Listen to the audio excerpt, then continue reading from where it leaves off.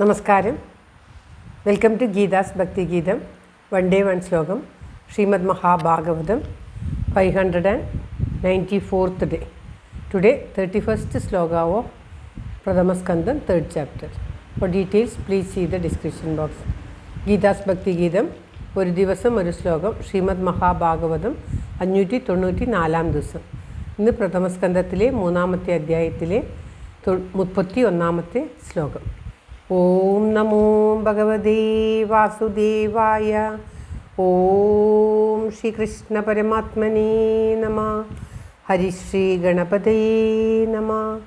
അവിഘ്നമസ്തു ശ്രീ ഗുരുഭ്യോ നമഃ. ഓം തത്സത്.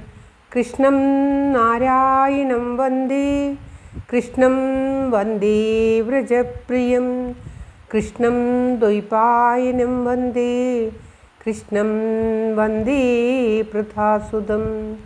ശ്രീപരമാനന്ദനാഥനായി അദ്വൈതദീപമായി മോക്ഷേക്ഷു വൃന്ദമന്ദാരമായി കാരുണ്യവാരിധിയായി വിഭൂദേശനാം നാരായണൻ മമ മന്ദത മാറ്റണം. ഓം തത്സത്. ശ്രീമദ് മഹാഭാഗവതം പ്രഥമസ്കന്ധത്തിലെ 3ാമത്തെ അധ്യായത്തിലെ 31ാമത്തെ ശ്ലോകം. യഥാ നഭസി മേഘൗഘോ രേണുർവാ പാർത്ഥിവോ നിലേ ഏവം ദൃഷ്ടരി ദൃശ്യത്വം ആരോപിതമബുദ്ധിഭി. ഓം തത്സത്.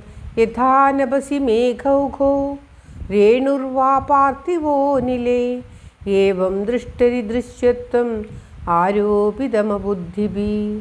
ഓം തത്സത്. യഥാ ഏതുവിധം, നഭസി ആകാശത്തിലും, മേഘൗഘോ മേഘസമൂഹം, രേണുർവ രേണു എന്ന് പറഞ്ഞാൽ പൊടികൾ സമൂഹം, പാർത്ഥിവോ എന്ന് പറഞ്ഞാൽ പൃഥ്വിയിൽ നിന്നുണ്ടായ പൊടികൾ എന്ന് ആണ് വായിക്കേണ്ടത്. അനിലോ പാർത്ഥിവോ. അനിലേ അനിലം എന്ന് പറഞ്ഞാൽ വായു. അനിലേ വായുവിലും. ഏവം ദൃഷ്ടരി എപ്രകാരം. ഏവം എന്ന് പറഞ്ഞാൽ ഇപ്രകാരം. ദൃഷ്ടരി ദൃഷ്ടാവിൽ.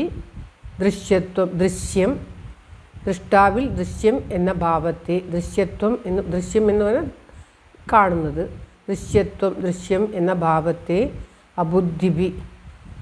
അബുദ്ധിഭി ആരോപിതം എന്ന് പറഞ്ഞാൽ ആരോപിക്കപ്പെടുന്നു. അബുദ്ധിഭി ബുദ്ധിയില്ലാത്തവരാൽ ആരോപിക്കപ്പെടുന്നു എന്ന്. അതായത് ആകാശത്തിൽ കാണപ്പെടുന്ന മേഘസമൂഹത്തെയും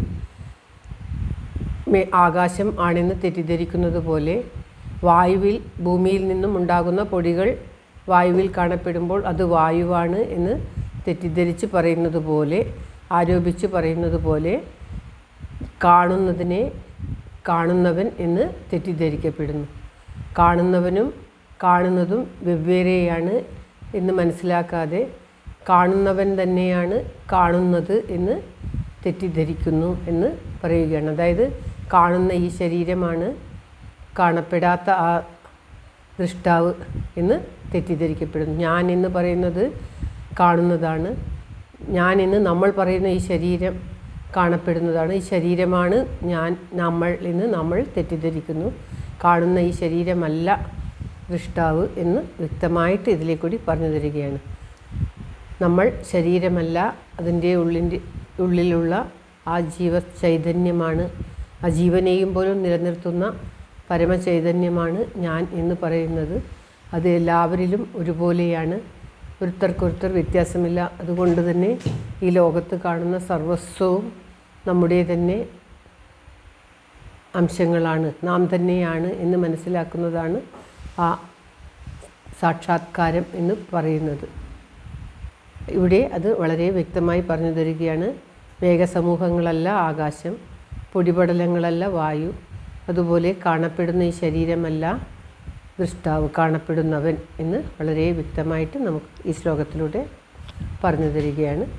സൂത പൗരാണികൻ ശൗനകാദികൾക്ക് പറഞ്ഞു കൊടുക്കുന്നതാണ് ഈ ശ്ലോകങ്ങൾ എന്ന് മനസ്സിലാക്കണം. അതിലൂടെ നാമും സത്യം മനസ്സിലാക്കുവാൻ വേണ്ടി പറഞ്ഞു തരികയാണ്. സർവത്ര ശ്ലോകം ഒരിക്കൽ കൂടി. യഥാനപസി മേഘോഘോ രേണുർവാ പാർത്ഥിവോ നിലേ ഏവം ദൃഷ്ടരി ദൃശ്യത്വം ആരോപിതമബുദ്ധിഭി. ബുദ്ധിയില്ലാത്തവരാണ് ഇപ്രകാരം കാണുന്നവനാകുന്നു എന്ന് വിശ്വസിക്കുന്നത് എന്നാണ് പറയുന്നത്. സർവത്ര ഗോവിന്ദനാമ സങ്കീർത്തനം. ഗോവിന്ദ ഗോവിന്ദ. എല്ലാവരുടെയും ആയുരാരോഗ്യത്തിനും സർവത്തിനുമായി പ്രാർത്ഥിച്ചുകൊണ്ട്, സർവൈശ്വര്യത്തിനുമായി പ്രാർത്ഥിച്ചുകൊണ്ട് ഗീതാരാജൻ സമർപ്പിക്കുകയാണ്. ഓം തത്സത്. Thank you for watching. All the best. Have a very very nice day. God bless you. ദൈവം അനുഗ്രഹിക്കട്ടെ. എല്ലാവിധ നന്മകളും എല്ലാവർക്കും ഉണ്ടാകട്ടെ. ഓം തത്സത്.